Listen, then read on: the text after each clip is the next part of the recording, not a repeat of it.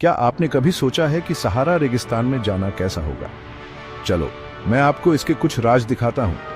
सहारा दुनिया का सबसे बड़ा गर्म रेगिस्तान है जो 9.2 मिलियन वर्ग किलोमीटर में फैला है, लगभग चीन या अमेरिका जितना बड़ा। दिन में तापमान 50 डिग्री सेल्सियस तक पहुंच सकता है, जबकि रात में यह 0 डिग्री सेल्सियस तक गिर सकता है। अजीब है ना? ऐसा इसलिए क्योंकि सूरज ढलने के बाद रेत जल्दी ठंडी हो जाती है।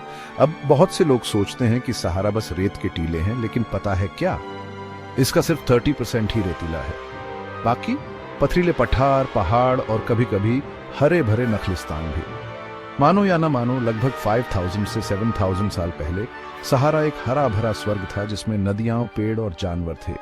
जलवायु परिवर्तन ने इसे धीरे धीरे उस रेगिस्तान में बदल दिया जिसे हम आज जानते हैं। सहारा में बारिश कम होती है, लेकिन बर्फ? हाँ, आपने सही सुना। 2018 में अल्जीरिया के एन सेफ्रा शहर में बर्फबारी हुई थी। ऐसी कठिन परिस्थितियों में बहादुर बेरबर और तुआरेग जनजातियां रहती हैं, जो ऊंट और घोड़ों पर रेगिस्तान में यात्रा करती हैं। और जानवरों को मत भूलना, जैसे कि फेनिक फॉक्स, सहारा सिल्वर चींटी और ड्रोमेड्री ऊंट, जो इस मुश्किल वातावरण में रहने की आदी है। सहारा में विशाल टीले भी हैं, जिनमें से कुछ 180 मीटर ऊंचे हैं।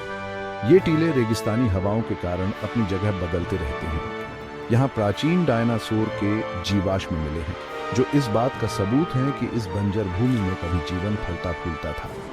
और अगर ये काफी नहीं था तो 10,000 साल पुरानी गुफाओं में पेंटिंग्स हैं जो शुरुआती मनुष्यों के जीवन को दर्शाती है।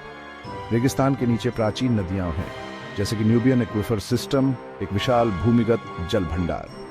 अंतरिक्ष से सहारा के रेतीले तूफान इतने बड़े होते हैं कि वे अमेजन वर्षावन तक पहुंच सकते हैं, जिससे उसकी मिट्टी उपजाऊ होती है। पर्यटन भी बढ़ रहा है। मोरक्को, ट्यूनीशिया और अल्जीरिया में आप ऊंट सफारी, सैंडबोर्डिंग और रेगिस्तानी कैंपिंग का आनंद ले सकते हैं। सहारा विस्मय और रहस्य की जगह है, जीवन के लचीलेपन का प्रमाण। तो क्या आप इसके अजूबों को तलाशने के लिए तैयार हैं?